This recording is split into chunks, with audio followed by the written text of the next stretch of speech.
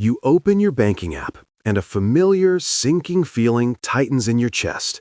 The numbers on the screen don't reflect the hard work you put in. You made a promise to yourself that this month would be different, that you would finally get ahead. But somehow, the money just vanished. Again. Before you begin the cycle of self-blame, I want you to consider a radical idea. What if your struggles with money are not your fault? We are handed the powerful and complex tool of money from a young age, yet we are given almost no formal instruction on how to use it. Our schools taught us about historical battles and the biology of a cell, but they left a gaping hole in our education when it came to building a budget, understanding debt, or constructing a financial future. But the problem runs even deeper than a lack of education. What no one ever told you is that your own brain is biologically hardwired to make poor financial decisions. This is not a personal failing. It is a global phenomenon.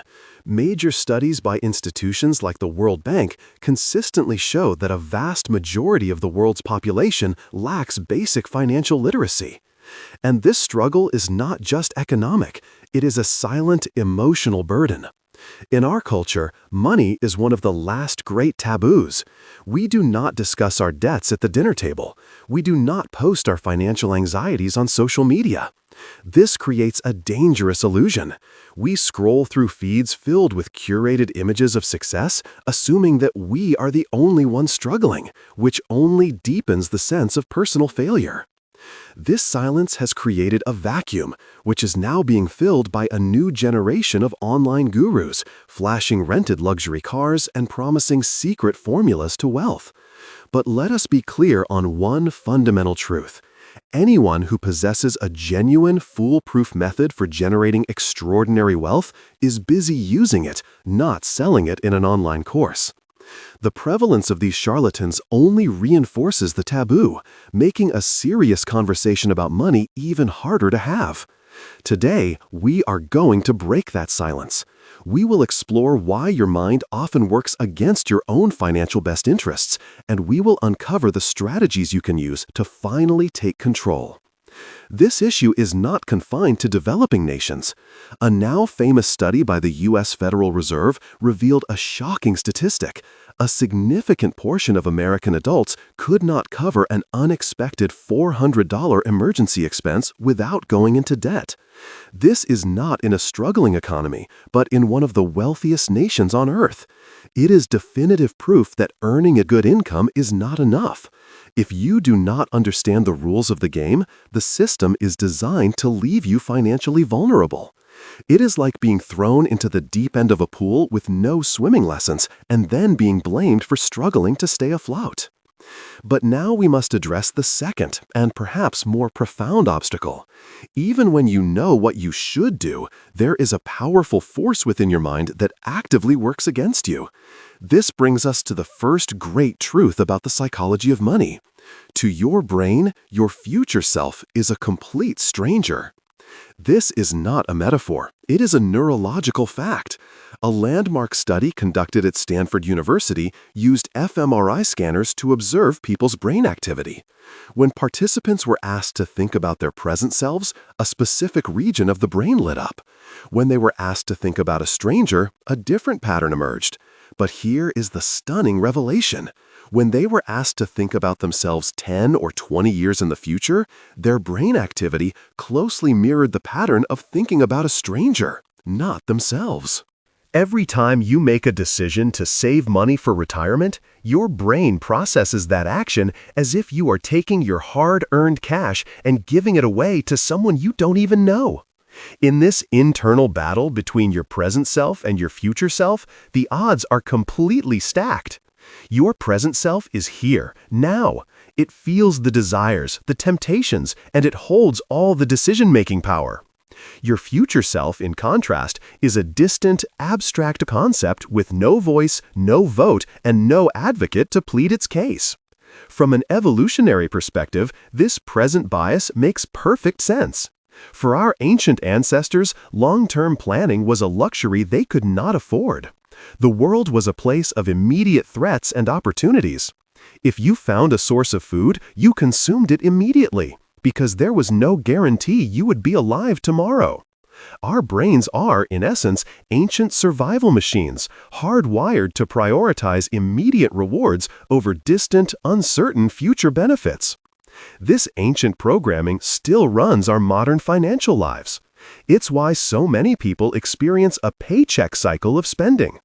In the first week after getting paid, they live a life of abundance. By the final week, they are struggling to make ends meet, as if the length of the month was a complete surprise. A fascinating study perfectly illustrates this internal conflict. When researchers asked participants to choose a snack for the following week, an overwhelming majority chose a healthy piece of fruit. They were making a rational, long-term decision for their future self. But when asked what snack they wanted right now, the vast majority chose chocolate. This reveals a critical insight. We are actually quite good at making wise decisions for the future, as long as the temptation is not immediate. The problem is our present self, who always seems to vote for the chocolate. So, how do we begin to fight against millions of years of evolutionary programming? The first strategy is to bridge the emotional gap between your present and future self. Take the time to vividly and frequently visualize the person you want to be in 10 or 20 years. What does their life look like? Where do they live? What is their level of financial peace? The more real and detailed you can make this image, the more your brain will begin to treat that future self as an ally to be supported, rather than a stranger to be deprived. The second and more powerful strategy is to make your financial decisions in the present for the benefit of the future. A practical rule for this is to automate your future. Do not rely on willpower at the end of the month. Instead, set up an automatic transfer that moves a predetermined portion of your paycheck into a separate savings or investment account the very day you receive it. In doing this, you are making your rational present self pay the bill for your future security, long before your impulsive present self has a chance to spend the money on chocolate.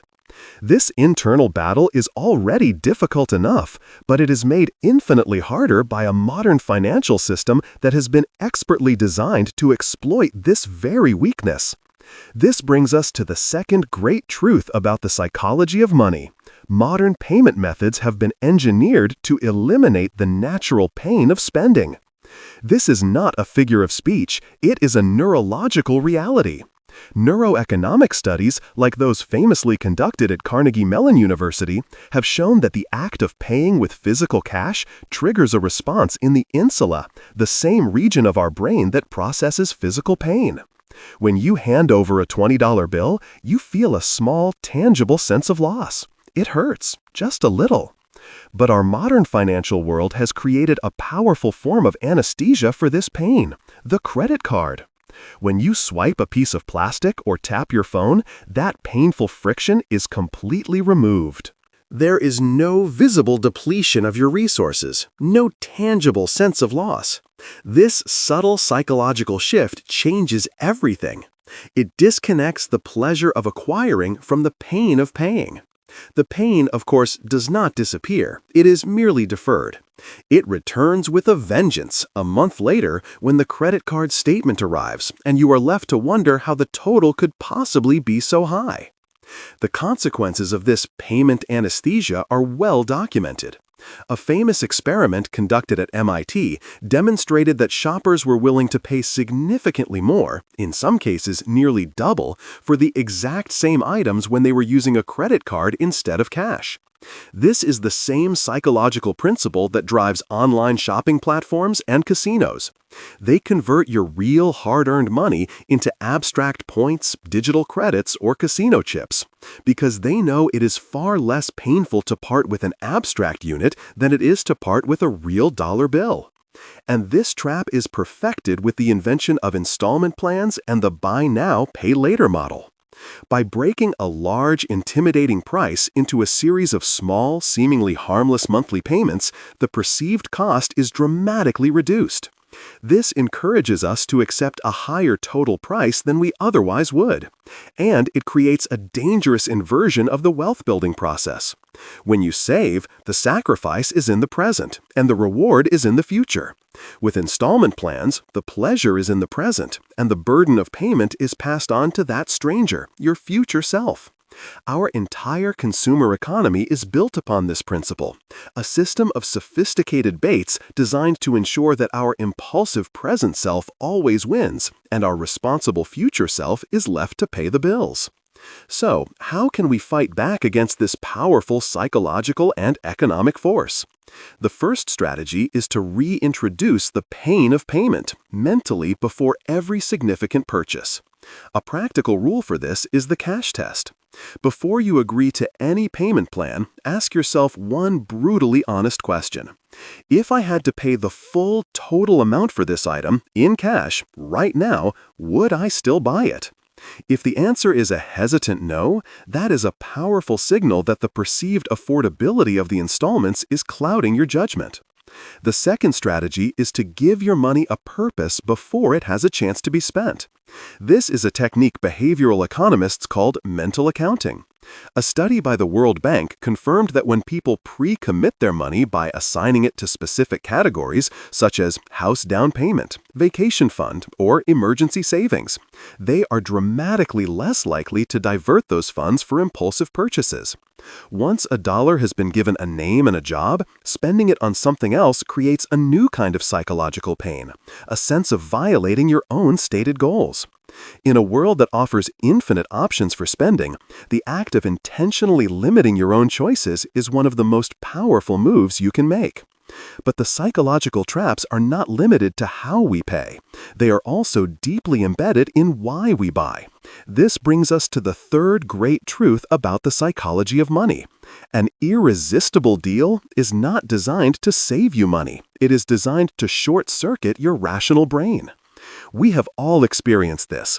You walk into a store with the intention of buying one small, specific item, and you walk out with a large, expensive tool you will likely never use. The justification? It was 50% off. It felt like an opportunity too good to miss.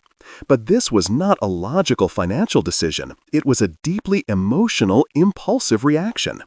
Retailers are masters of a psychological principle known as anchoring. They create an artificially high original price, which becomes the anchor in your mind. So, what are the practical defenses against these powerful forces? The first is a simple but profound piece of advice. Never go shopping when you are feeling emotionally low. Whether you are sad, stressed, or even overly excited, your emotional brain is in the driver's seat and your rational brain is in the back. In these moments, your defenses are down and you are a prime target for these psychological traps. The second defense is a powerful rule of thumb known as the 24-hour rule. When you feel a strong, impulsive urge to buy a non-essential item, especially one that is on sale, you do not say no. Instead, you say, not yet. You force yourself to wait a full 24 hours. This simple act of creating distance allows the emotional fog to lift and your rational brain to come back online. If, after a full day, the desire for the item is just as strong and you have logically assessed its place in your budget, then you can proceed with confidence. More often than not, however, you will find that the intense urge has completely vanished.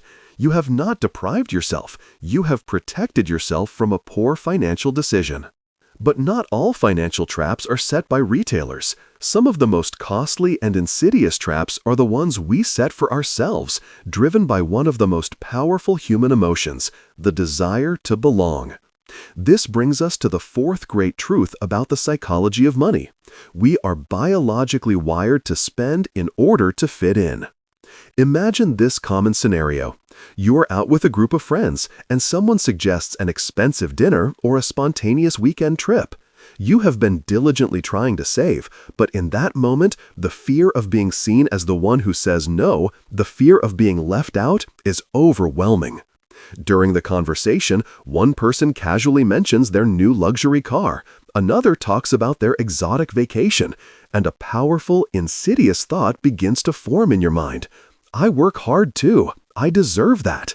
And in an instant, your carefully laid financial plans are sacrificed on the altar of social acceptance.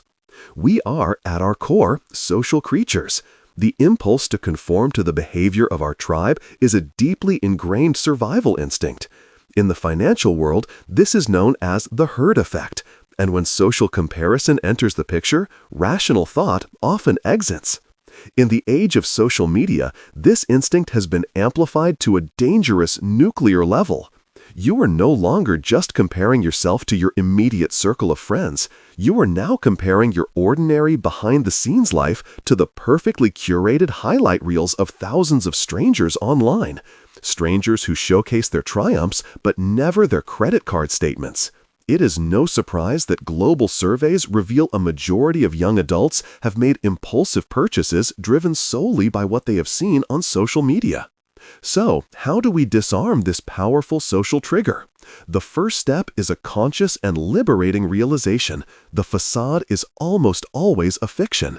That couple whose international travels dominate your social media feed may be financing their lifestyle with crippling credit card debt. That colleague with a new luxury car every 2 years might be sacrificing their entire retirement savings to maintain that image. The first practical rule is to compare your finances to your goals, not to your neighbors. Stop measuring your own journey against the curated public performances of others.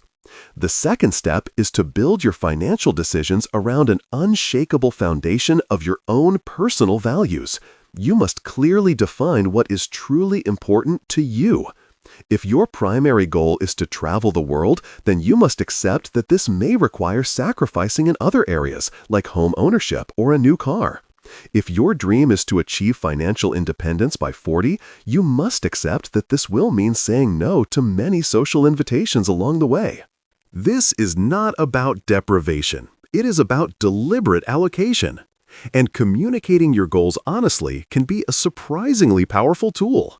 A simple statement like, "That sounds amazing, but I'm laser focused on my savings goal right now," will not only be understood by true friends, but it may even inspire them.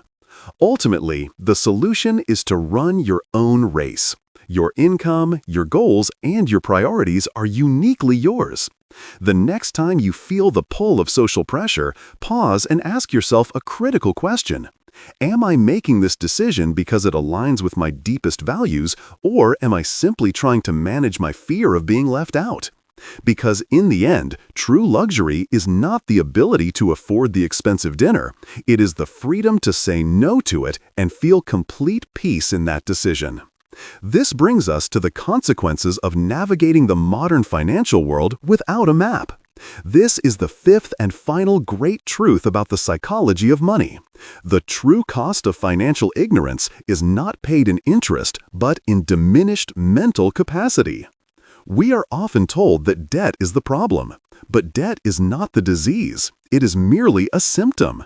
The disease is a lack of financial education. The debt begins long before we ever sign a loan agreement.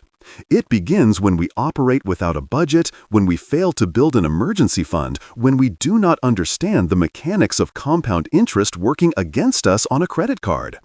It is this lack of preparation that leaves us vulnerable. When an inevitable life emergency strikes, a job loss, a medical issue, we are forced to grab the nearest, most convenient financial lifeline, which is often a high-interest credit card or a predatory loan. And before we know it, we are trapped, with a significant portion of our income being consumed not by our present needs, but by the interest payments on our past decisions. But the most devastating cost of this financial precarity is not the interest paid. It is the cognitive burden it imposes. Groundbreaking research has demonstrated that financial stress has a direct, measurable, and negative impact on our mental performance. In one study, participants were simply asked to contemplate a hypothetical, unexpected expense. They were then given a series of cognitive tests. The results were profound. Those who felt they lacked the resources to handle the hypothetical emergency experienced a significant drop in their cognitive function, equivalent to losing a full night of sleep. This is the vicious cycle of financial distress. The stress of being in debt occupies your mental bandwidth. It impairs your ability to focus, to solve complex problems, and to make sound, long-term decisions. In essence, the very financial trouble you are in makes you less capable of thinking your way out of it. Bad decisions lead to financial stress, and financial stress leads to more bad decisions. The good news is that this cycle can be broken. It begins with a fundamental understanding of debt itself. A practical rule to adopt is to distinguish between productive debt and consumptive debt. Going into debt for consumption, vacations, dinners, electronics, is almost always a path to financial distress. However, productive debt can be a powerful tool. This is debt taken on to acquire an asset that has the potential to generate more income than the debt costs, such as a strategic business loan or an investment in education that directly increases your earning power. But to truly break free, it is not enough to simply spend less or earn more. You must move from a reactive state of constantly putting out financial fires to a proactive state of strategic planning. This requires building a solid foundation. If you are serious about transforming your financial life, there is a 6-step framework that provides a clear path forward. 1. Commit to education. You must learn the fundamental language of money, from budgeting to investing. 2. Define your goals. Give your financial efforts a clear and inspiring purpose, a why that will motivate you through the challenges. 3. Create a budget. This is not a tool of restriction, it is a tool of awareness. It tells your money where to go instead of you wondering where it went. 4. Build an emergency fund. This is your fortress against the unexpected. A reserve of 3 to 6 months of living expenses is the firewall that protects your long-term plan from short-term crises. 5. If you have high-interest debt, create a systematic and aggressive plan to eliminate it. This is your #1 financial priority. And 6. Protect yourself. In a world of increasing financial complexity, you must be vigilant against scams and predatory offers. These 6 steps are the pillars of financial control. And this is the ultimate truth. In the game of money, you are either the master or the slave. If you do not control your money, it will, without question, control you. We began this journey with a simple premise, that our struggles with money are often not our fault. You now understand that this is not an excuse, but a diagnosis. You understand that your brain has inherent biases that can sabotage your best intentions, and that you exist within a system expertly designed to exploit those biases. The prevailing myth of our time is that a good life is achieved by adding more possessions, more experiences, more consumption. But perhaps we have been looking at the equation all wrong. Perhaps a rich life is more like a masterful sculpture, created not by adding more clay, but by chipping away the non-essential, by removing what is weighing you down, what is distracting you from your true purpose. This is the essence of financial freedom. It is not about having more, it is about needing less. Because the single most valuable thing that money can ever buy is not a luxury good. It is your own time. It is your autonomy. In a world that relentlessly screams, "Buy now," the simple act of waiting, of choosing with intention, of saying no, is a profound act of rebellion. This is the superpower that is available to all of us. It is not the ability to fly or to be invisible. It is the far more valuable power of financial awareness. It is the ability to see the invisible forces at play and to make conscious choices that align with your deepest values. This awareness is not something you are born with. It is something you build, decision by decision. And the time to begin is now. The power of compound interest is the most potent force in the financial universe. But it is a force that needs time to work its magic. A small sum of money invested at age 20 will grow to a vastly larger amount than a much larger sum invested at age 30. The years you wait are not just lost time, they are lost fortunes. It is easy to look back with regret and say, "If only I had known this sooner." But regret is a useless emotion. There is an old proverb that says, "The best time to plant a tree was 20 years ago. The second best time is today." Your future is not yet written. It is a structure that is still under construction, and the tools to build the life you dream of are now in your hands. If this video has helped you see your relationship with money in a new light, please share it with one person who you believe needs to hear this message. And if you wish to continue this journey of building a more conscious and prosperous future, subscribe to the channel.